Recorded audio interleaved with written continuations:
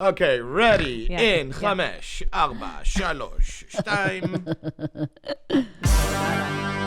Yeah. Hey, yeah. Where my mom's at? Where my mom's wearing thongs, hitting bongs at? Where's the kids cleaning shits, need a long nap? Where my mom's at? Where My Mom's At podcast. We right here, baby. With Christina P. Uh-oh, shit. Back. She's back by popular demand. With me is wife of the party host, LeeAnn Kreischer. Yes, I'm back. You're back and you're 11 pounds thinner and you look fantastic. Thank you. And you got to tell us what you're up to. But first, let me do some business. I have tickets left on the Late Show in Pasadena, March 7th. And then I go to Miami, Dallas, New York City, Des Moines, Iowa, New Westminster, British Columbia, Phoenix, Arizona, Cleveland, Ohio, and San Antonio, Tejas. Ticket links are at Christina P online. Check out Your Mom's House if you haven't already. And also, I am hosting a show with Dr. Drew. Now, Dr. Drew After Dark, we will be taking your calls. It's essentially kind of a love line. That's awesome. Yeah, and he's just the best. And I'm so happy. You know Dr. Drew. You've met him. And I've been on his podcast. Been on his show. After Dark. He's awesome. Well, we're in it. It's 2020. And how are you doing with your weight loss goals? I think everybody is trying to lose weight, but we're not all succeeding. Try Jenny Craig. I know you've heard it before. What's Jenny Craig? What is? Has it been forever? But they have a whole new thing. It is powered by science. They use your DNA to come up with a plan that is perfect just for you and your weight loss goals. Listen to this. You can lose up to 16 pounds in just 4 weeks. Wow. This meal plan optimizes your metabolism with more calories when your metabolism is burning the most calories. For the first 4 weeks, average weight loss in studies was 11.6 pounds for those who completed the program. Wow, that is pretty fantastic. I love Jenny Craig, and you're asking me, what's the food like? It's delicious. No lie. You actually get to have desserts, okay? I had a triple chocolate cheesecake, hello, in my freezer. Don't you dare laugh at me, Nadav. It's true. I had beef Merlot for dinner the other night. That's how fantastic Jenny Craig is. So try it out. Check it out. Here's the offer. If you're ready to see results and get the personal motivation you need to reach your goal, you've got to try Jenny Craig. And for a limited time, listeners to my podcast can lose 16 pounds for $16 plus the cost of food. Plus, you get $100 in free food. Wow. And a free weight loss DNA kit with purchase when you go to jennycraig.com/WMMA. Again, jennycraig.com/WMMA. Terms and conditions apply. See website for details. Get on the Jenny now. Lose the weight. Thank you. Anyways, I'm so happy you're back. The audience loves you. People always ask for you. Thank you. You're down 11 pounds. Yes. How did you do it? Tell my audience. I paid for it. No, I hired a trainer. Good for you. I hired a trainer. You know, I've been trying to do it myself. It's like trying to fix your car yourself. I know. And then you end up spending 8 hours and you still haven't changed your spark plugs. Yeah. So I was like, this is stupid. I'm just going to hire somebody that knows how to get me in good shape for my age, because I'm 50 this year. Congratulations. So, thank you. I'm kind of proud of that. I'm really proud of being 50. I think you should be, and you're healthy, and you have healthy children, and your life is great. Yep. Listen, the Americans are the only ones who think that women in 50 is a bad thing. Bitch, in France, you are a sex symbol, right? And you look great. Yes. So F the world, man. 50 is something to celebrate. Yeah, I'm super excited about it. That's right. Oh, good for you. I don't know if I'll be dressing like Cardi B anytime soon, but I hope so. I wish you were that mom that shows up inappropriately dressed. Where my thongs at? I love it. So you got a trainer. You know, I agree with doing that because those people spend all their time looking hot. And they know how to do it. You and I don't have the kind of time to research how am I going to do it. Or just even eating well, which is why I plugged Jenny Craig on this show. At least you have the meals in the freezer ready to go, because eating is so much of it, don't you think? It is at this age especially. You know, I used to be able to eat a salad for 2 days, like for lunch, and drop 5 pounds. Right. Now I can't do that. So he has me eating just lean protein and really dark green vegetables. And it is a complete snooze fest. I'm getting really tired of it. I can have almonds and... That sounds like fun. Can you dip them in chocolate? No chocolate. But it keeps saying once I get to my goal weight, I will have built enough muscle that I'll actually burn more calories. Cool. So I'm just waiting on that goal weight. He hadn't told me what that is yet. He hasn't told you your goal weight? No, I think he wants to see what my body does. Like, a number is a number. So 150 pounds on me doesn't look the same on you. We have different frame, different build, different height. So I don't think he works like that. I think he goes, let's see how you look when we get around this number. That's true. And then we'll see. Because I got real thin before I shot my first special. And looking back, I was like, wow, that looked really good. And it's a high number for me compared to my younger self. Like, I wouldn't be a desirable number, but now I'm like, that was a good number. Well, same. It looked fine. Yeah. When I met Bert, I was like 108 pounds or something. Right. Forget it. I would look like I would have an eating disorder. If I was 108 pounds, my hips have spread like 4 times as wide. That too. Having children completely changes your body structure. Yeah. So how does that work with, I got to hire a trainer because I'm doing it on my own right now. And I think you're right. I don't know what I'm doing. I think I do, but I don't. I don't really know. I thought I knew. And, I was going on these online portals that I thought they knew what I was doing. Yeah. But what my trainer said is... they knew what you were doing? I thought they knew what I was doing. They're watching you? Totally. But he explains it like this. He was like, every single body is different. You can't use an online, unless you have a one-on-one in Pilates or a one-on-one in whatever you're doing. You don't get the benefit for your personal body because of your metabolism's different, your build is different, your strengths are in different places in your body. So you really have to have someone who knows what they're doing with you specifically. And I think he's right. He's right. Because the one time when I trained for my first special was with an instructor, my Pilates instructor. Mm-hmm. And she would be like, what are you eating? What's going on? Yeah. And what's that injury? Oh, your knee hurts? Well, we're not going to do this today. Right. We're going to work around that injury and blah, blah, blah. And she'd build up certain parts of my core. Yeah. So that in my second pregnancy, it was way easier to carry a child. And Yeah, man, I got to do that again. Smart. I got to do that. I'm glad. But you know what? I will say I'm proud of you because it sounds like you've invested in your time. Because I know last time we were here, we were discussing, and how's the housekeeper? Everybody's wondering. Oh my God. In anticipation of coming here, I was talking to Isla, who's 13. Well, hold on. First, let's back it up. Last time LeeAnn was here, she has a housekeeper that she's not thrilled with, and she was considering firing. So so you were Have I fired her? No. Of course not. Of course not. So I'm getting in the car today, okay? I'm getting in the car to drop Isla off at school. I love you so much. You have no idea. Isla's 13, and she, for the record, has no idea what I'm talking about. So clearly I'm talking to myself to hear myself talk. But I go, I think I have this problem with mediocrity in certain places. I think I allow myself to accept mediocrity where I would never give mediocrity in those places. One of them is my housekeeper. One of them is... this guy comes to our house and washes our cars, and he is always late. He always reschedules, and he's like this young kid who's trying to be an entrepreneur, and I was trying to help him get his business started, but he fucking sucks. And he's not even a good car washer. So, and my gardener, same thing. I'm like, they're all mediocre at best. And for some reason I feel bad, so I accept that. So I'd said to her today, I think I need to look at it from no longer accepting mediocrity in my life in general. I like that. And maybe that will help me actually fire her. Yeah. Because I can't seem to do it otherwise. Well, how about we find a replacement first? Yeah, I have to do that. And then we'll talk. So let's look for a replacement. Yes. Wow, I just fired my pool guy. Did you? Yeah, he sucks. Yeah. Oh, my pool guy's amazing. And so I go, I need to do everybody like that. Yeah. Shows up on time, does a great job, tells me what's going on, bills me on time. Yeah. He's great.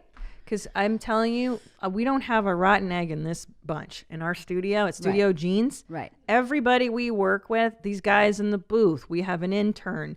Everybody is top notch. Right. Because I don't know why. We got lucky in some regard. On the other hand, we would shit can them quickly. You require it. Get out of here. Yeah. If you're a loser and a slacker. Okay. And a slacker. And trash. Just trash. How about that? So I'm so glad you're here. I have so many issues I want to discuss with you.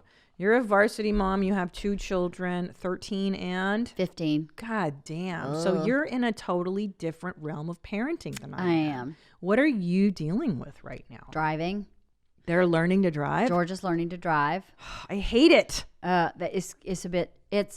It takes the patience of having a toddler. It's the same patience where you go, life, girl. I just have to explain what's happening and then let it go. And if we have an accident, we're going to slow speed. So hopefully we won't have an accident. This is how we learn. It's really scary. That and, both my kids, 13 and 15, have friends that are dealing with like real depression issues and like self-harm stuff. I'm an expert on that. We'll talk about that. Yeah. No, I'm an expert. I was a self-harmer. I was a cutter. Were you really? I was depressed. I was goth. I was suicidal. Were you suicidal? Listen, I am your worst nightmare in terms of the kid you didn't want your friends to be. The person you didn't want your kids to be friends with. I'm not approaching it like you shouldn't be friends with them. Oh, That's I not would. how I feel. No, I'm not. Would. You would? Why? Because I know what I was like. Yeah, but I feel like that kid needs the friend. The kid needs a good friend. The That's parent true. that is aware and supporting the friend. Like if I know Georgia's friend is doing that, then I can be a good mom to Georgia so that Georgia doesn't fall into any darkness or That's a good point. go on a bad path. So it's not fair to leave that kid. Like I feel like if you say no, you can't hang out with them, then you're reinforcing what that kid that's in the dark place is feeling. Yes, I would treat the depressed kid like the coronavirus. Really? And quarantine. Yeah, I'll tell you why. Here's why. I'll tell you. And this is not PC. This is not good. Okay, no, I don't care.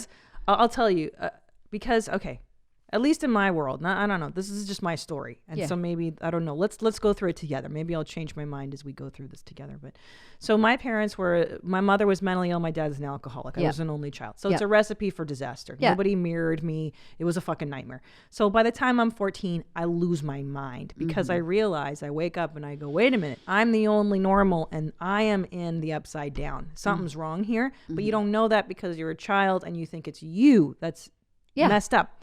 So I start to hate myself. I go into self-loathing, deep depression. By 14, I start cutting myself at around 13, 14 with a razor that I found in my dad's bathroom. And then I shaved my head. I had a mohawk. I was listening to The Cure in the dark. I failed out of school. And I tried to commit suicide in the school bathroom when I was 14. Oh my God. Horrible. And it's at that point that my parents were at a loss. They didn't know what to do, and they sent me to a nice school. Yeah. So, and that saved my life. The structure, the nice kids around me, yes, helped lift me. Because it wasn't me. It was my parents. I wasn't an inherently messed up kid. I was in a bad situation. Right. Okay, so we know that. The point being, who introduced me to cutting myself? Because I was susceptible to that depression. A friend. A crappy friend, not a crappy, she was actually really same, she had a similar home life situation. Now, I'm not saying George is the same because she doesn't have the same home life situation that I did and that girl did who introduced me. I never thought, hey, I can cut myself. This girl I was friends with goes, hey, have you ever done this? And showed me, and I was like, that's crazy. Can I try it? And it was like, have you ever smoked weed? No. Can I try it? Yeah. Have you ever drank? No. Can I try it? And so she was my gateway. It was like I was looking for an outlet, and she was the perfect one to teach me all these crazy destructive behaviors. So that's all I'm saying. If somebody's susceptible, then that's not the ideal friend. Now, if you're a girl, it seems normal. You guys are sweet. You pay attention. You're not. Then, hey, maybe you're right. Maybe, oh, you cracked a knuckle. Sorry. What's going on? You tensing up? Tell me. No. Let's talk through it. No, nothing. Just cracked a knuckle. You didn't feel nervous? Is this making you nervous? No, it doesn't make me nervous. It makes me, it's just confusing. It's one of those things where you go, what do you do? One of the kids is in our close circle that we've known since that little kid was little. Oh, so she's grown up with you guys. Yeah. And what's going on? What's the behavior that you... I think there's a lot of oppressive parenting happening, and a lot of, Too strict? Too strict and too high expectations, not enough freedom. Oh. So not enough, like, age-appropriate freedom. Like the kid can walk home from school. Come on. We live a half a mile from school. And we live in the safest neighborhood ever. Let the fucking kid walk home. It's Mayberry. Don't worry about it. Yeah. Yeah, that kind of like, nope. Are they Persian? No, they're white. Oh, okay. Because I grew up with Persian girls, and they had very strict parents, and they all had butt sex. Oh, what? Because then high they'd school. still be a virgin? Yeah. That's just not true. It's not true. And I taught them how to smoke. They were older than me, and I hung out with virgin girls. Yeah. Oh. Anyways, so this girl. But so what you're saying is, it sounds like this girl comes from a good family and maybe just an overbearing. Because I was wondering, is it cultural, meaning the overbearingness? Are there Americans and they're like this? This is also probably not PC either. Sure, let's do it. But, They're Jews. stuff. Well, They are Jews? well, Oh my God, that's your fault, Nadav. So no. maybe he can speak to it. they are Jewish. Okay. We have two different families that have this issue kind of happening. Both families just happen to be Jewish. You're saying you hate Jewish I people. completely, no. And you don't like them in your No, clearly they're neighborhood. my close friends. You should put but stars on their doorways. Something's Yes. different. Yeah. the horns are maybe The poking 'em. horns, the money, I don't the know. guild. Yeah. So what you're saying is they're a little more culturally. Nadav, maybe you can speak to this. He's a Jew. Yeah, Okay. what's What do you up? say? Is it a cultural thing? Are they more overbearing? I mean, some of them, they're the Jewish mother stuff. Uh-huh. A lot of guilt coming from the mother, the setting expectations. Now, That's I real. feel like the daughters kind of turn into their mothers. So I feel like whatever the mother is you're gonna see that in the kid. The neurotic. But I'm saying, is there more of it? Are you talking about like an academic drive, LeeAnn, or it's? Like I think it's just straight A's? everything. Academic behavior.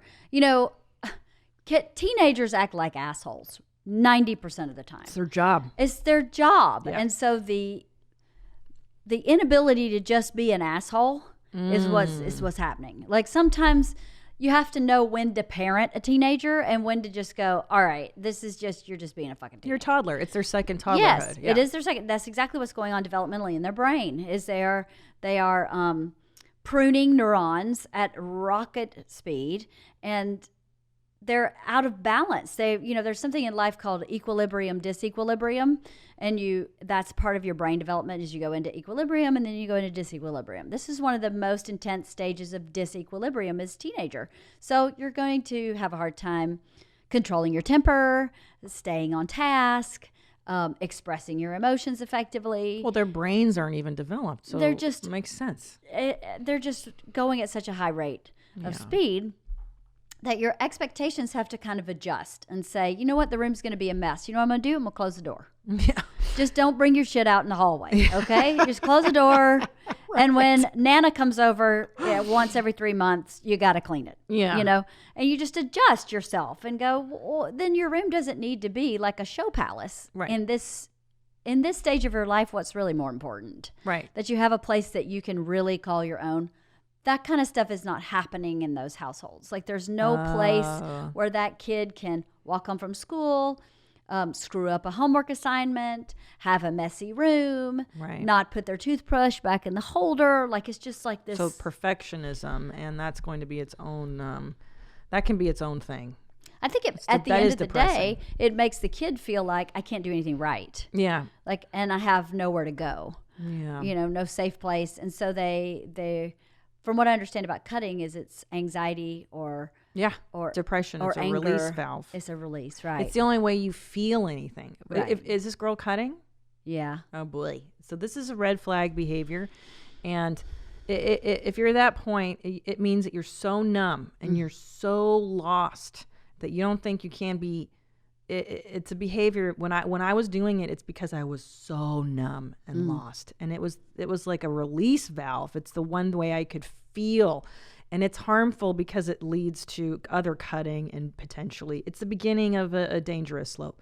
Right. I would, if I'm telling you, I would tell the parents, man, and get her into therapy. The parents know, And she's in therapy, but good.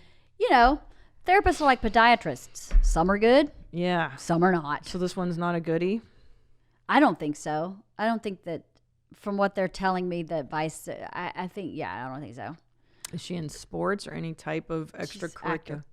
Oh shit, man, an actor. That's why she's all sensitive. Actor. Fuck. She's an actor. Oh no, they're the worst. Ugh. Comedians look down on actors. No, I'm just kidding.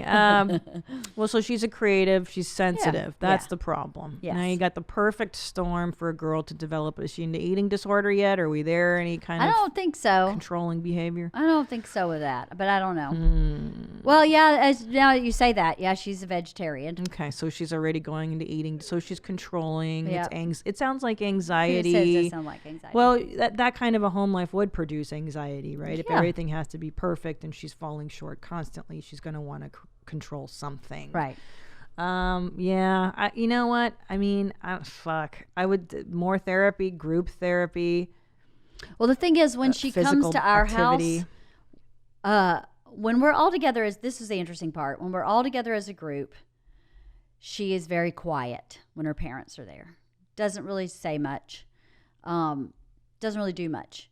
But we went to dinner the other night and took her with us, and she never stopped talking. Yeah. Never stopped talking. Just la, la, la, la. So I feel like our house is a safe place, right? Yeah. So I try to get her to come over, and the parameters at home don't allow her to come over as much as we invite.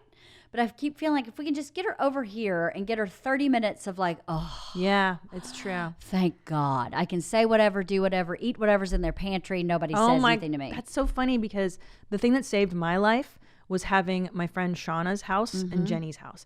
And I could go there and their mom had food in the fridge. And Yeah. it was like tuna casserole. What's that? Yeah. And, pudding. You guys have like American food? Yeah. And staying the night at these houses was saving my life because I knew I just had to wait 5 years and I could get the heck out of where I was. And those little moments of normalcy might be, so shit, maybe you're right.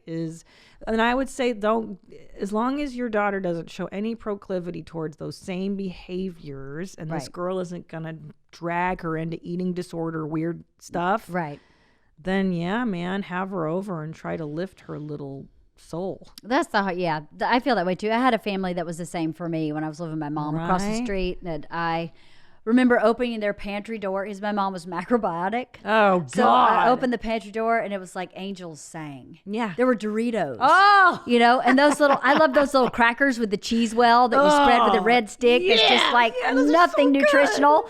I don't even think it's actual food. Do they have those anymore? I know you're talking about the red stick. Yeah, it was yeah. like heaven. It was the best. I would heaven. suck that red stick, man. There was no cheese left, licked inside, because I'm like, I gotta go back to macrobiotic. Come Mom. on, look that up, man. Do you know what we're talking about, Nadine? Millennials? Do you Yeah, guys yeah, know? we had that shit too growing up. There is So dope. nothing nutritional in that thing. Nah. But it was so good. So even right now, you saying that, it brings a feeling Yeah. of such comfort. like, oh, Home. Yeah, That's it feels it. like, but not That's my it. home, somebody else's home. yes. You had no, a not nice my family? home. Definitely not my home.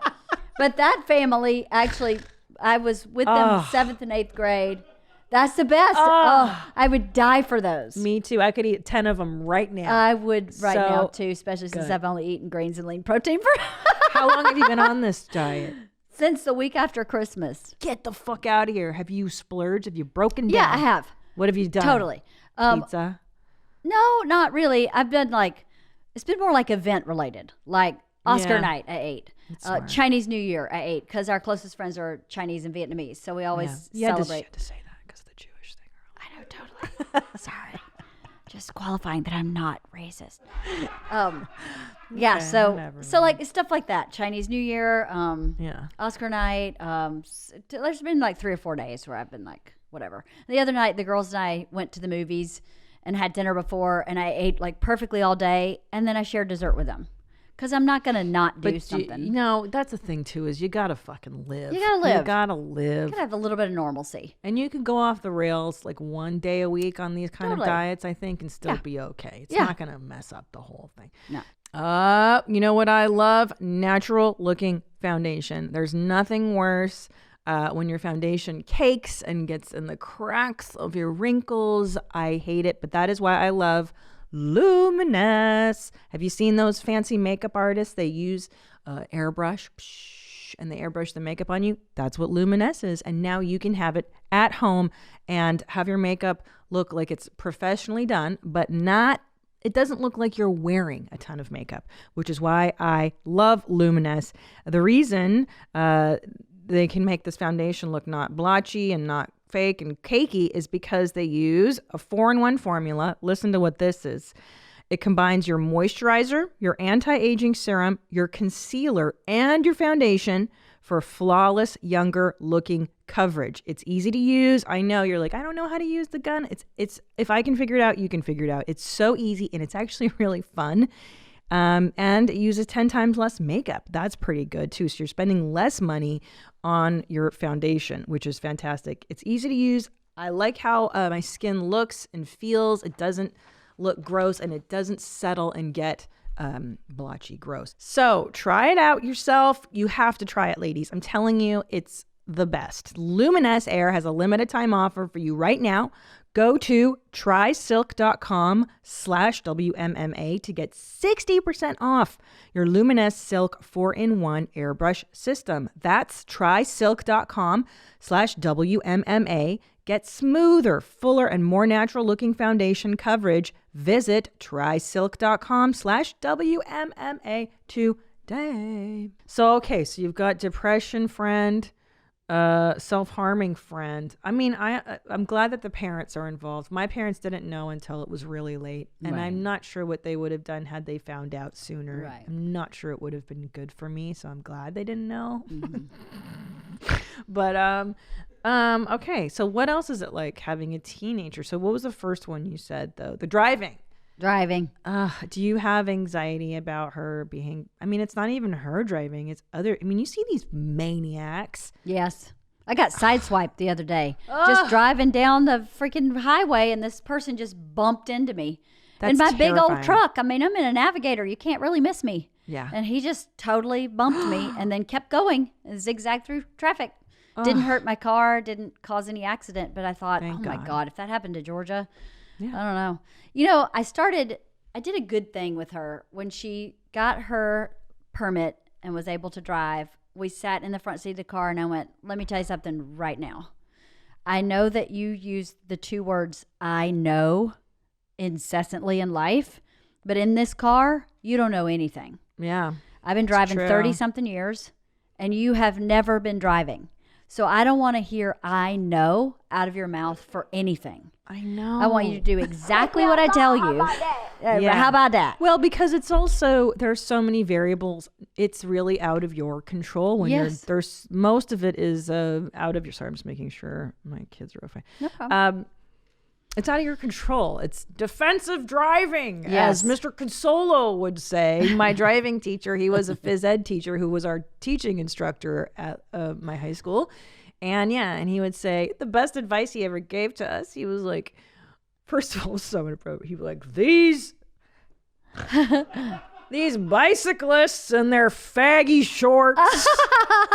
And when my friend Sean and I were in the class, we were like, this guy's the best. That's so funny. Yeah, and he's like, if you hit one of these homos on their bikes,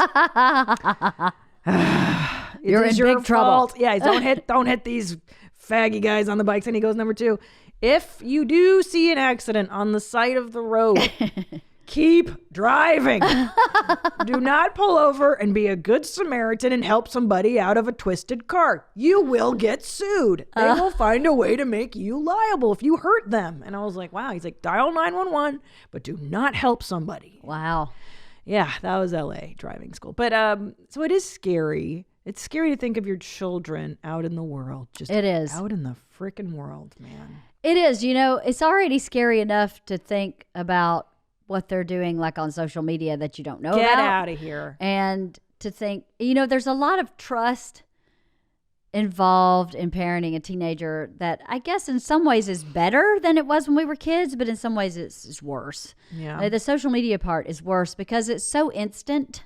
You know, if you post something that's sexual or racist or mean, it's instant and you can't take Yeah. it back. Whereas when we were kids, Ooh, you pass a note.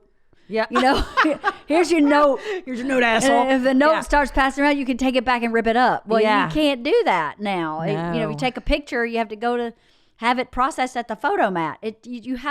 We had a buffer. There was a time delay in your dumb behavior. So you could think about it before you God. did it. And their lack of thinking about it can have long-term consequences.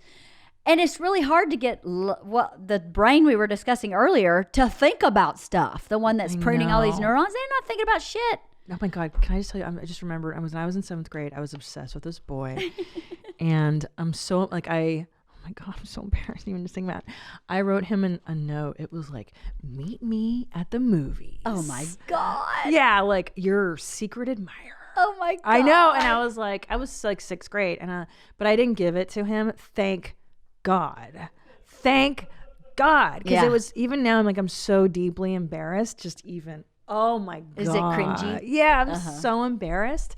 But yeah, that time delay is so necessary, and the kids just don't even. Can't there freaking be a way that you can take back texts?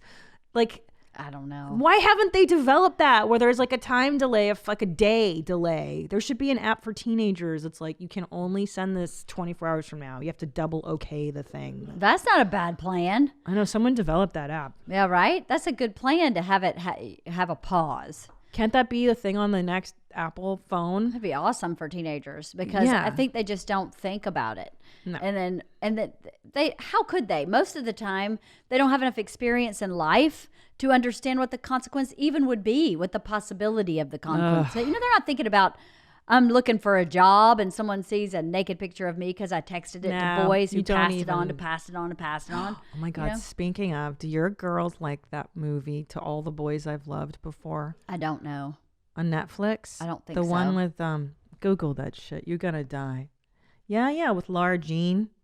Come on, man. What are you, an adult? You're not watching To All the Boys I've Loved Before? No. This is a big movie on Netflix, and now the sequel is out. And she's got 2 love interests. And one of them is, would you Google the cast of it? You got to see how cute this boy is, LeeAnn. You're going to die. They're so cute. Cast. And let me show you the boy. Yeah. Okay. Click on that. Yeah, that one. So the guy on the far right, hello, adorbs. Yeah. He's got a video of himself masturbating. Oh my God. Seriously? Yeah. And of course, for research purposes, I had to look it up. Duh. And he's got the biggest hog. Does he really? Oh, he's plowing the fields with that shit, huh? God. I felt like so this isn't a plot point in the show. No. This guy has a video in real life about it. You're gonna die. Yes, and the movie is so squeaky clean. They barely hold hands in this. You know what I mean? Lara Jean's got him as a boyfriend, and they French, and he touches her boobie and she's like, I'm not ready for sex. Like, it's that God. Chaste. It's like seventh heaven sexuality. Yeah. And this guy's got a video. Anyway, go ahead and Google, if anybody listening, To All the Boys I've Loved Before, masturbation video. I can't remember the guy's name. Hold on. Would you Google the cast so I can tell the people listening? Because I know there's someone listening going, oh, okay, Noah Centineo. He plays Peter. He's adorable. Oh my Christ, the looks on this boy. Did you see Cindy Crawford's son tattooed? No. Google that one. Let's go. I am not online. I am so I've got old small school kids. That way. I'm always at online board. Okay, you're going to die. So Cindy Crawford's son, gorgeous. His name is Presley Gerber. Yeah. Model. Yeah. Look at that face. And literally both her children are paid models at this point. This boy got a tattoo under his eye. Click on that. That says misunderstood. He may not be bright. He just might not be super bright. Well, Cindy Crawford's very intelligent. She was an engineer, engineering major. She was bright. The husband's not a dummy either. I'm thinking drogas. You think? Yeah. Yeah. I'm thinking drugs. Look at this guy. Could you have any more of a charmed Well, who's life? the dude on the right? The tattoo idiot that gave it to him. That's the tattoo artist? I don't know. It should be illegal to give people face tattoos. When are they going to outlaw this stuff? See, this is another thing kids do when they're young. And then what? When he's 50, he's going to have misunderstood under his eye. It's the stupidest thing in the world. It's again, they don't think about the consequence, the long term. No. I think they think they're going to live hard, die young, leave a good living corpse. And I don't know. But now this is the cool thing. Like what's his name? Post Malone. Postmates Malone has his stupid face tattoos. And I love Post Malone. I know you do. But everybody's doing this stuff now. So they think it's cool. I mean, I know he's cool. I know he's a good artist and stuff. And then Amber Rose, have you seen that model? No. She's Google Amber Rose's face tattoo. You're gonna die. This girl is so goddamn good looking too. Amber Rose, look at her. She's stunning. No, that's not the one. The one on her fucking forehead with her children's name on her forehead. Oh. I mean, I get that you love your children. But why? Ay. I don't know. Mental illness. These people are mentally ill. Well, at least she can grow bangs. She can put some bangs on that face, and then we're all right. That's true. What about Cindy Crawford's boy? Even when you get it removed, it still leaves. Yeah, you can still see it. Yeah. Yeah. There's nothing. That boy's lost. He's lost. I mean, and I don't think they're bad parents. I think some kids just have wires crossed, right? I think that's part of it. I think some of it is indulgence, and a lack of. I think part of it is, yeah, you're right, just wires crossed, and it's really scary when you think that way. Our youngest daughter Isla went to this place called Neurolinguistic Institute because she was having sensory processing stuff that was quite severe. And so if you get a kid at a certain age, you can do some like brain the brain's a muscle that has electricity, so you can put those the things that stimulate your muscles, like in physical therapy, you can put that on your brain and it will stimulate growth in your brain and help things like sensory processing. It was really effective for her. Wow, that's amazing. It was amazing. It was a commitment. It was like 3 days a week in Playa Vista. It was crazy. Life. But we did it for a year and a half, and it brought her sensory processing down by probably 80%. Wow. So she still has about 20% of what she had before, but she couldn't even put her shoes on. It was really bad. Oh my life. Poor girl. That's but in that, they did like a map of her brain, right? Of this is what's firing hot in her brain. And she has something called a hot singlet. And I guess your singlet is part of your brain and hers is firing hot. And I was like, that hot singlet is part of what regulates your impulse control. Bert Kreischer, what? Maybe has a hot singlet also. Right. So when they're both standing at the refrigerator foaming at the mouth for like the fourth Coca-Cola, I go, 2 hot singlets right back to back. Right. But that hot singlet is, he said, not all people with hot singlets are addicts, but all addicts have a hot singlet. Right. All of them. So you can either foster that genetic stuff, or you can do what you're doing and try to temper it. Yeah. Temper it, but just know that this is maybe an area that's a challenge for you. Yeah. Saying no to that second Coca-Cola might be a challenge for Isla Kreischer. She is, yeah. So I wonder if Mr. Gerber has a hot singlet. He might just have addiction, wiring, or we'll ask Dr. Drew what's going on there. Yeah. Will you make a note of that, Nadav? Like, let's talk to Drew about these facial tattoos and what is going on, man. I got a tramp stamp that I'm not too happy about. Talk about that was 20 years old. So, yeah, we all do stupid things. And I'm so happy it's not on my face. Oh, my gosh. Yeah. I wonder if they just are reaching for attention and they're not getting enough. Yeah. So they reach farther and farther and farther. Until it's something absurd. I mean, that's really absurd to get. It's really absurd. Yeah. And even though I'm a big fan of Post Malone, I don't see the necessity of having tattoos on his face to be a good artist. One is not related to the other. But, hey, that's what he likes. Yeah. And the thing is, too, like I've seen older people now walking around with the sleeves and the neck. And like, if you're not Rob Zombie. Yeah. It doesn't make sense. Or if you're not on a Harley. Right. It doesn't. It's really rough. Like you're either, it's cool at a certain age and then get the fuck out of here. Anyway. Bert wants to tattoo the state of Florida on his face. Are you serious? Yes. Are you serious? I keep saying that will not be happening. That's crazy. That is the dumbest tattoo. Why would you want to be known that you're from Florida? I know. Wouldn't you hide that you're from Florida?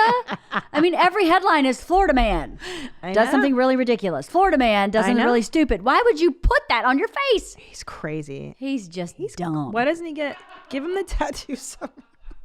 Right here. No. Dumbest thing ever. Can you talk him into a different location? I don't know. Well, he, again, like Mr. Gerber, is probably seeking attention in a large forum. That's not like Bert at all. At all. Attention I don't know seeking. what you're talking about. So let's have a Bert update. What's he been up to? How has he been annoying you?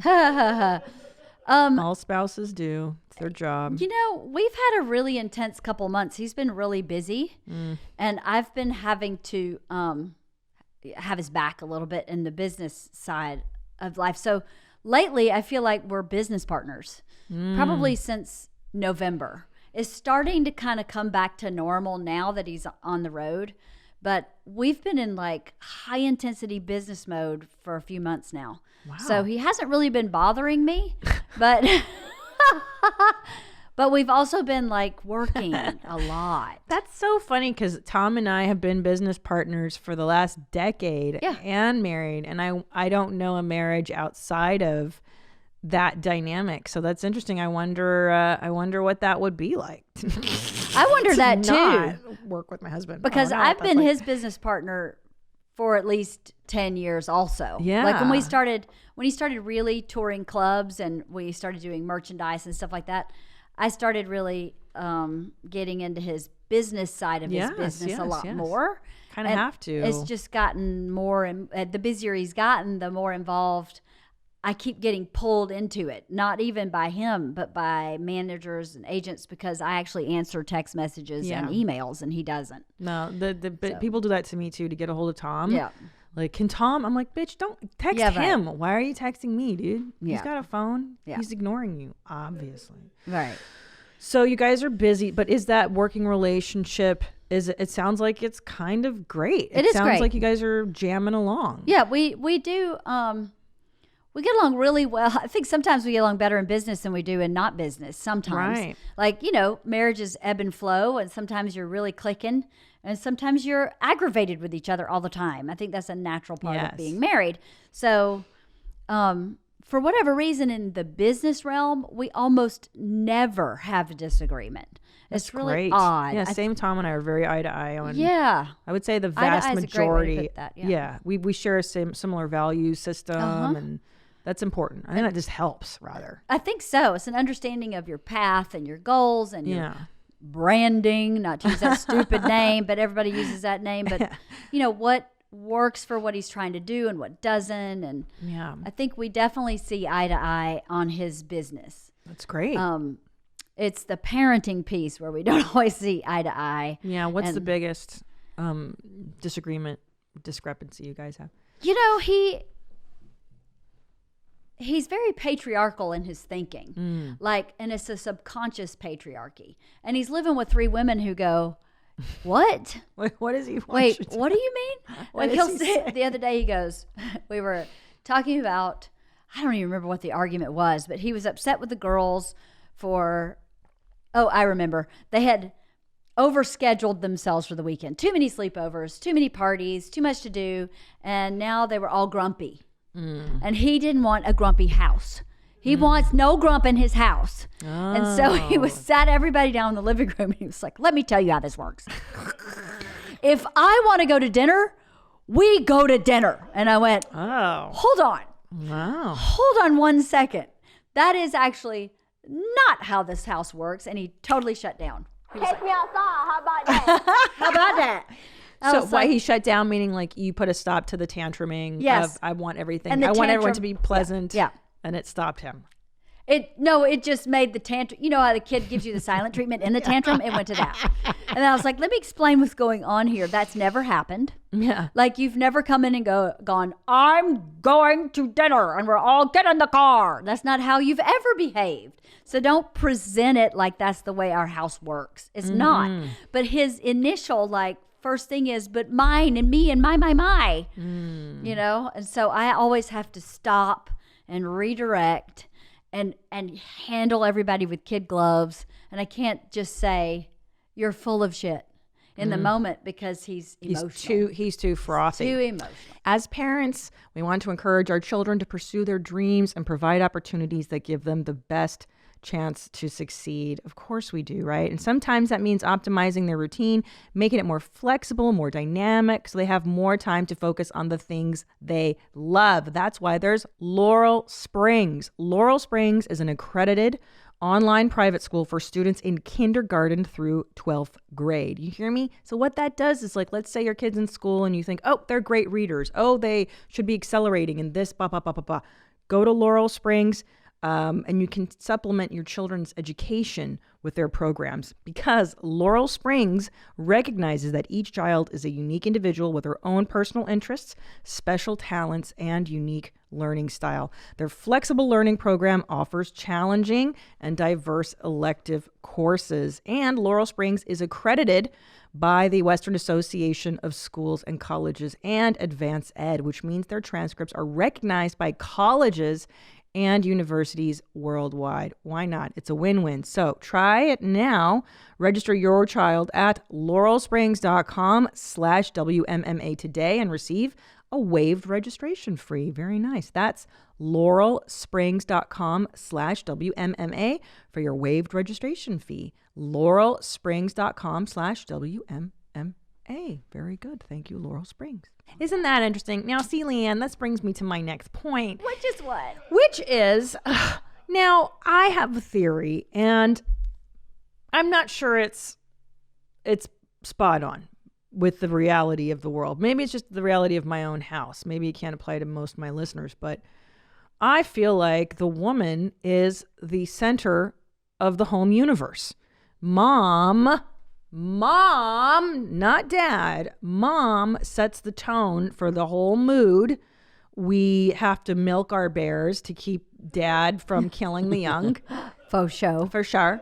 It is. And also, moms generally hold the psychic load of the children. At least in our house, let me tell you, who knows what asthma medicine the baby's on? Mom, not dad. Call dad right now. Ask, hey, what's it called? When does Julian get this thing? No clue. Yeah. When the scheduling of the children, the scheduling of child care, mom, the lunches. Do you think dad's ever fucking thought, like, what are the kids gonna have for lunch or a meal prep? Mom. And I do feel like that is just the freaking nature of the beast, and I like the responsibility. I don't know. I get resentful of it sometimes too, but it's like, it's mom. I know the lovies the babies are sleeping with. You know? You're the COO. Yeah. You're the chief operating officer. Oh. And the operating officer does every part of the operation, the emotional, the physical, the mental, the scheduling, all of it. You know, I was watching this episode of The Super Nanny years ago. Love Super Nanny. Love I remember Super her. Nanny. I think she's coming back. But she was in this family where the husband really felt like the household duties, responsibilities, parenting was balanced. And she got 2 plates, and she had like list of who does what in little foam blocks, and had them put the blocks on the plate of, here's mom's plate, here's dad's plate. And you put the blocks of who does what on each plate. And mom's plate was so overwhelmingly fuller than dad's that the dad went, wow, I really thought I was doing a lot until I saw it in a physical way, because I don't think they think about it. They think they're doing a lot. I think you're right. Because Natasha Leggero brought this up on Your Mom's House when we were recording yesterday with her. And my husband was like shocked at the idea that I agreed with Natasha that women carry more of the load, the psychic load of the child care. What do you mean? I do stuff. And like, dude, I'm not talking about like changing the baby's diaper every now and then, or putting a baby down at night, or maybe giving them a bottle. I'm talking about the day-to-dayness of that baby's life. Like, mom fucking does all that. And they think if you would ask Tom, he'd be like, yeah, what are you talking about? What are you talking about? I need to do the plate thing. Yeah. Yeah, the plate thing was, for me, I was like, that perfectly in visual form describes how I feel. Yeah. I have this mound. My plate is like a mound. Yeah. And his plate is a regular looking plate. There's stuff on the plate. Yeah. Totally stuff on the plate. He does a lot of shit that I don't touch in the and house. some dads probably have more stuff on their plate than others. Right. But- Because wait for the flurry of emails coming in telling me how I'm wrong and I'm a dad who does everything. Save them. All right. We've been reading them. Well, I get it. You're a super dad. But there We're are talking some- about those that don't. Okay. Yes. So save your fucking email. I don't want to hear. But yes, there are those that do. Yeah, but There- that's not the norm, I don't think. See, that's what I don't know. And I don't know what the norm is. I don't think it's the norm. No. I know in our group of friends, most of the dads do more than Bert does, but Bert's never home. See, that's so it's another hard to get thing, in a too. rhythm Right. with someone who's never home. It's Same like with mine. he doesn't think about softball pickup because he's not there Oh. the 4 days a week for softball pickup. Hilarious. But he does wake up every morning and say, "What's our day look like? And how can I help?" And I'll That's say, nice. "This is what you can help me with." And he'll tell me, a lot of times he'll do, 90% of the time he'll go, "Got it." But sometimes he'll go, "I can't help you with that because of ABC." Right. So it's a negotiation. But that also is, I'm the person who has the information, Right. right? So he has to go to me to say, "What's our day like?" Instead of just Right. knowing what the day is like. Oh, no. So then you're carrying that in your brain. I know. And I've tried schedules. I put up like a poster, Oh, a yeah. board, like, Totally. hey, baby doctor appointment here. Right. This is the schedule of the here. And like, hey, babe, I'm going to go out for dinner tomorrow night with the so-and-so. I'm like, really? Because we have this here that Yeah. I fucking put him, like, he won't look at it. Yeah. You know, like it's always a thing. Anyway, maybe I just need to have a I talk put it with all him. on our digital calendar on our iCal, and Bert keeps unsubscribing to our kids' calendars. So he goes, "I just get overwhelmed. There's too many calendars on my calendar. I just need to see my calendar." And I'm like, "Well, then now you're asking me to tell you everything that's going on Yeah. and to keep up with your calendar relative to our calendar." And he's like, "Yeah, that's basically what's going to have to happen because I can't keep up with it." But I think, I think dads do more these days than they did in the past. Oh my God, 100%. For sure. But I mean, a lot of our friends' dads cook dinner. Bert cooks dinner. Never. Bert loves to cook. Yeah, Bert's a great cook. He's a great cook. So when he's home, I don't even worry about dinner because he's just going to cook it. And so anything I plan, he's going to throw it out the window and do what he wants to cook anyway. So Yeah. that's a benefit, right? But I guess look, Tom's not a total wash, all right? I don't want you to make anything, I would but imagine he does not. his other stuff. He's good at Yeah. other stuff. yeah, I would imagine he's He not is. a total wash. He's not a total loser. But the majority I think does fall on mom. I think so too. I think it does. And I think we are, biologically inclined. How dare you imply that there's anything biological to being a woman? How dare you? Well, call me on PC, but hormones are hormones. yeah. they These are. boobs aren't getting bigger for no reason. It's because of the hormones. So call me crazy. I agree. Hey, man, I think it is a biological thing to our wiring Yeah. to be preoccupied with the children. What's up with the baby? Is the baby eating? Is the baby shitting? Is we care more. Yes. It ensures that the species Yeah. continues. Yeah. The man has to make sure we eat. We have a roof over our head. 100%. And I think that's biological. Not that women aren't the breadwinners in a lot of homes. Yeah, wait for those emails That's to come completely in to tell you that. very valid. I know. But I think there's something wired in to our biological makeup that makes you genetically just shift to that focus. I think so too, man. Well, it's because we make them in our bodies. Yeah, exactly. And I fucking birthed these people. 100%. Yeah. I have more of a vested interest in their survival and their thriving in a way that is fucking cellular. Like, Yeah, it is cellular. I don't know if Yeah. it's more of a vested interest, but it's I a don't different know. one. It's different. It's more of like he's gonna fall into the baby. Like I'm the one that's like No, Bert was like that. Oh, Bert was good. like, she's going to fall. She's going to hurt herself. We're going to the hospital for sure.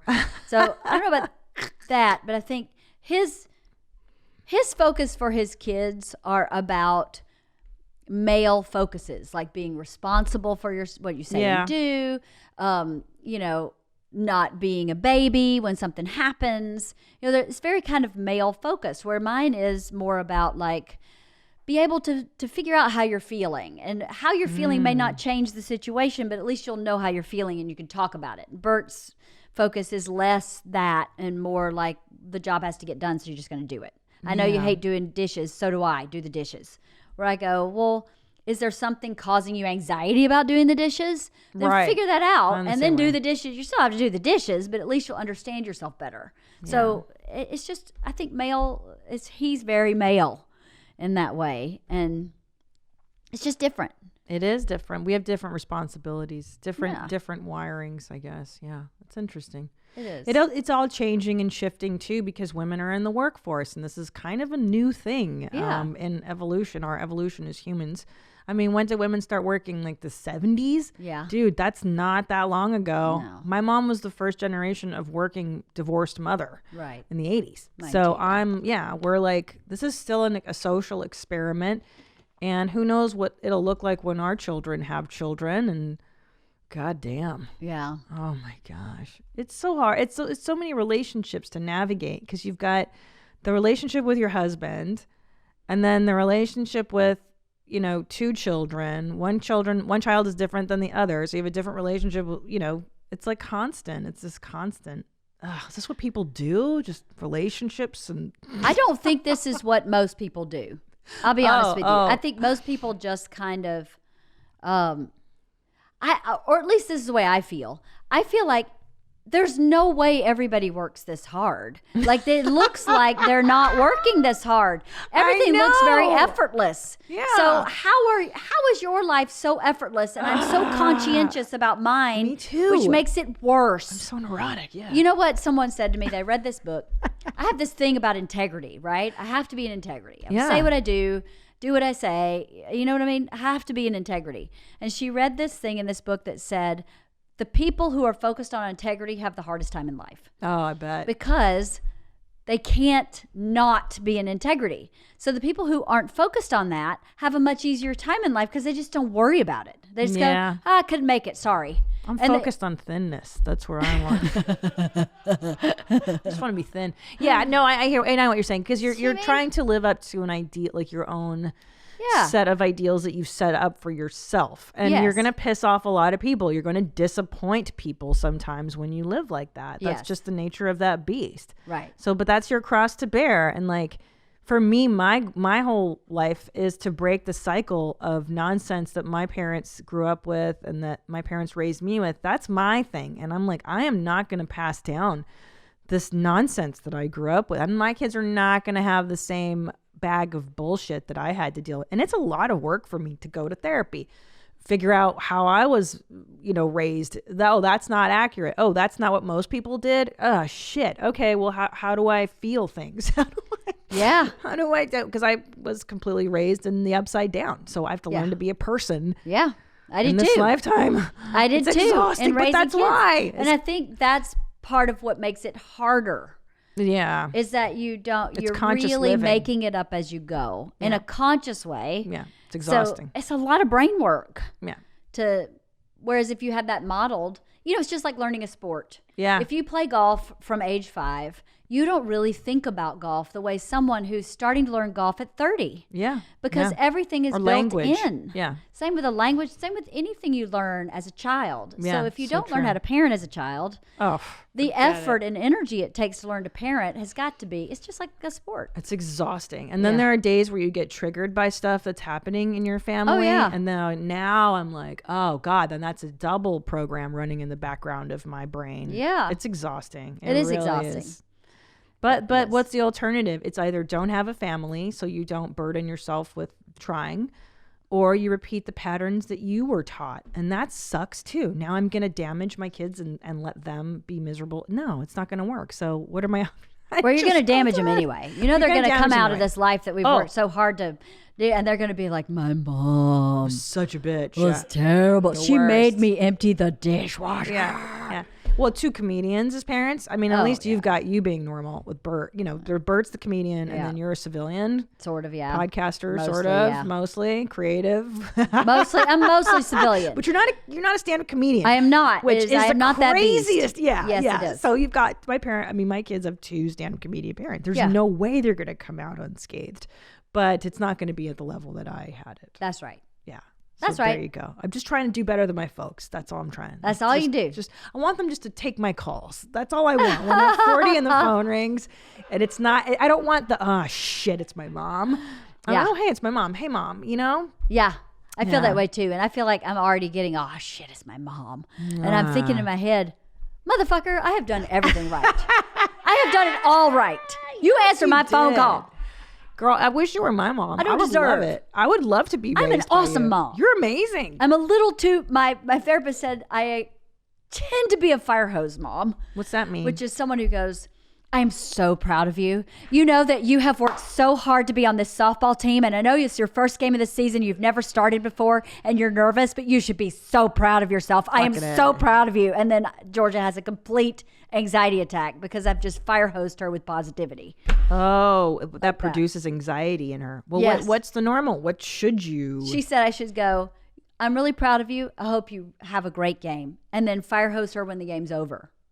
Oh. The game's over, go. You did it. You did it. I knew Yeah. you'd do it because of blah, blah, blah, blah. But I tend to be Yeah. one of those. Oh, so you're putting. Fire Oh, I hosers. see. So you're actually putting the thoughts in her head of like it's your first time. Yes, You've never yes, done this. yes. You should be anxious, but Yes. you're not. Isn't that neat? Yeah. Yes. Yes. She was like, maybe you should turn the fire hose down to a dribble and then find the right time to fire hose her with all this. I do it with negativity too. Yeah. What do you mean you didn't do your homework? Well, I set this up here and this and this and this and this and this and this.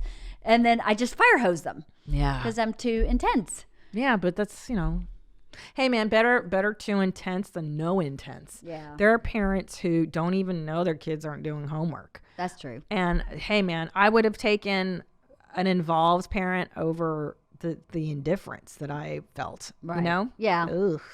Nothing's worse than parental indifference. Yeah, because you don't mean anything. Yeah, that's even worse. Yeah. Where they're just like, oh, "What? You're here again?" Right? You're in my way. You move aside. Yeah. Yeah. My dad used to tell me, he'd be like, go play on the freeway. Get out of here. I'm like, oh my God. One time he locked me out of the house so he could bang his girlfriend. Oh, I got that too. I got that too. I also got, why are you reading? That's an immense waste of time. What? I mean, I don't know who reads for fun. What a waste of time. Wow. Your mom, obviously. I that's a love to read. mom. I was a writer. Yeah. I Yeah. was winning awards for writing, like state awards in 7th grade. Hilarious. But she couldn't help. She was envious. That's why. She was envious. Why you waste your time? Wow. Such a waste of time. There's this Bill Hicks joke about that because he's from the South. He grew up in Texas. Yeah. And he goes, I was at a Waffle House. Waffle House, yeah. Waitress, I was reading a book at the table. Waitress comes up to me and goes, hey, what you reading for? not what are you reading, what you reading for? And he goes, I read for a lot of reasons. Maybe because I don't want to become a fucking waffle waitress. That's funny. Oh man, I love Bill Hicks. But yeah. Well, I think you're doing a lot. great job as a mom. I'm trying. I'm really trying. you are. I think the key is to try. Just fucking try. The key Show is to up, try. man. And Just where my show mom's up. at is helping. The thing about parenting is it's not perfect. It doesn't work. What I'm doing doesn't work in somebody else's household. No. But if we can learn from each other, one little bitty thing here and there and apply it successfully, that's great. Yeah. That's amazing. So, this podcast forum in general has been so good, I think, about that in so many different areas, and financial and marriage, and so many different places you can find information that maybe wasn't as accessible or you didn't know how to look for. Or even just Dr. to Drew. or just to hear people say like I've had this experience. Like for me, just to hear my own experience mirrored back is huge. Like to hear it, to have other moms on who are like, hey man, I struggle with this. Like I remember one time I went to your guys' house back when we lived on 6th Street, and I think Georgia or Isla, somebody was 3. And you said to me, and I was like such a dude. I was like in my 30s. I was like some feature act, like, what?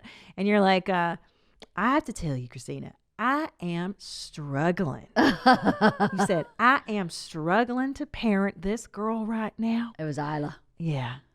Yeah, sure. I am struggling. And I remember the phrasing in that was so, I'd never heard somebody phrase it like to say like I'm struggling with parenting somebody right now. I thought to myself, wow, the level of thoughtfulness in that statement, that a mother would even think of how they parent, because I just thought it was innate. I thought you just had the kid and you know what to do, and you don't.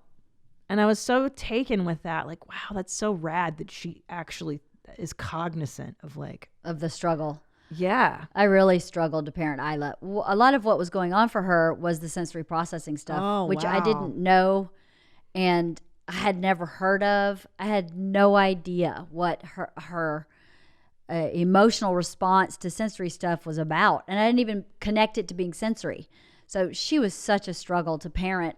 And a lot of times I feel bad because I didn't know what was happening for her. So trying to parent within what you know sometimes doesn't work, which is very frustrating. To go, well, we're just putting on shoes. I'm not. Yeah, why can't you do that? I'm not binding your feet. Right. I'm just putting on a galosha. I mean, this is not even a tight shoe. I don't understand. You're defiant. You're being a brat. You're having a tantrum. This is bullshit. Now I'm going to punish you, and there's just so much. I was struggling with her a lot until we figured out what was going on with her, not to mention the dyslexia. I wasn't struggling with her reading. I didn't really care that she read on time. I just cared that she was so very far away from her peers. That to me was an indicator that something wasn't working. But she was a big struggle. She's less of a struggle now, and that's something I think parents should know. They're worth the struggle early. Because if you decide, I'm going to figure this out and I'm going to parent this right when they're really young, I think parenting it when it comes back in their teens is easier. I've heard this. My therapist told me that how you handle the terrible 2s and the 3s is going to set up how it goes when they're adolescents. I think so. Yeah. And part of that is about healthy boundaries, and having good discipline. I see a lot of parents with toddlers letting their kids do things that you go, you're definitely paying for that later. Yeah. Like he just won a battle. That's not really about the toy. That's about him winning something. Yes. And you can't let that happen because now when he's a teenager, that same dynamic is going to come back and he's going to be in danger in a different way. Yes. But so I kind of tried to, I knew that when they were toddlers. I knew that if I got things, it's just like, this sounds bad. It's like training a dog. Yeah. The younger you get the dog trained, it stays that way the whole life. If you train the dog to sit when they're 8 weeks old, then they'll sit forever. Then trying to train a 2-year-old dog to sit takes forever. It's really hard. Mm-hmm. So it's the same theory with that young brain that's developing to figure out. I tried to figure out what their not weaknesses, but like how could I help them cope? Like where's the area where you're going to need a little extra help in coping? Like George has always had anxiety stuff. So how do I help you cope with anxiety? And Isla has the sensory stuff. So how do I help you figure out? Because when you're an adult and your boss says you have to wear this uniform to be able to work this job, how do you figure that out? So how do I start that as a toddler? Because our job as parents is to grow adults. Right? It's not just about... You're growing them to be self-sufficient and to survive. Yes, you're and to building them up, man. Mentally healthy, you hope. Yeah. So then how do you start that as a toddler? That's how I tried to focus everything. You can't get away with murder as a toddler. Fuck no. Because then you think you're going to get away with murder when you're an adult. Fuck no. Can I tell you what the best thing someone said to me was? Do not let your toddler act... What was the saying? Don't let them act the way you wouldn't want to see a stranger on the street acting.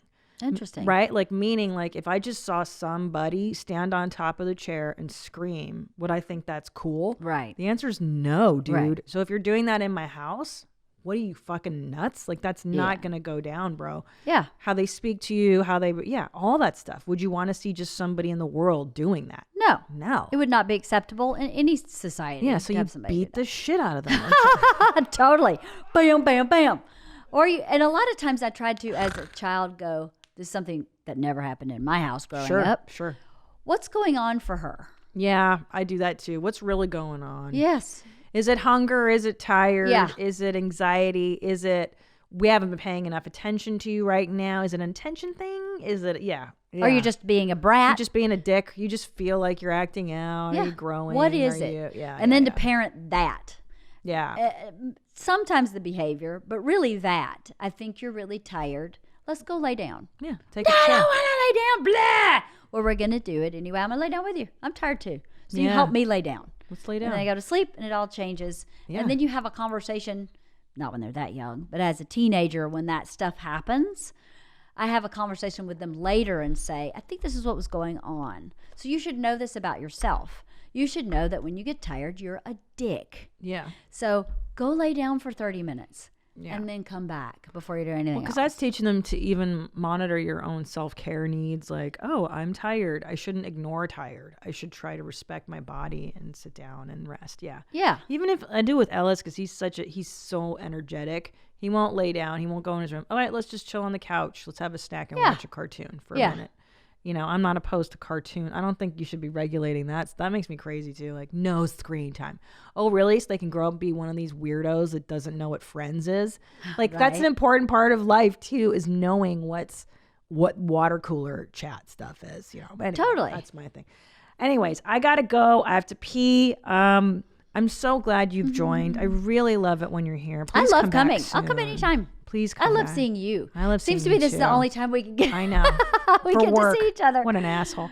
Well, you have to come over too. I want you to come over, I would bring the love that. kids, and say hi to Bert. I will. I hope he's showering indoors. No. He goes from the sauna to the polar plunge to the pool and calls it a day. So at least he's got 2 layers of water defense. Okay. 2 layers of water. And then you get to deal with that lovely penis. How are your quarterly BJs going? Have we? nah. No, you're not into it right No, now. I haven't. We've been no. Yeah, you've been working. I work consider mode. that sexual harassment because I'm working with him so much. Oh my so God, I can't that's really so do that. true. Right? I'm being harassed by the boss. Good for you. You keep those for special Exactly. times. All right, guys. Until next time, stay cool, moms. Peace. Where my mom's at. Where my mom's wearing thongs, hitting bongs at. Raising kids, cleaning shits, need a long nap. Where my mom's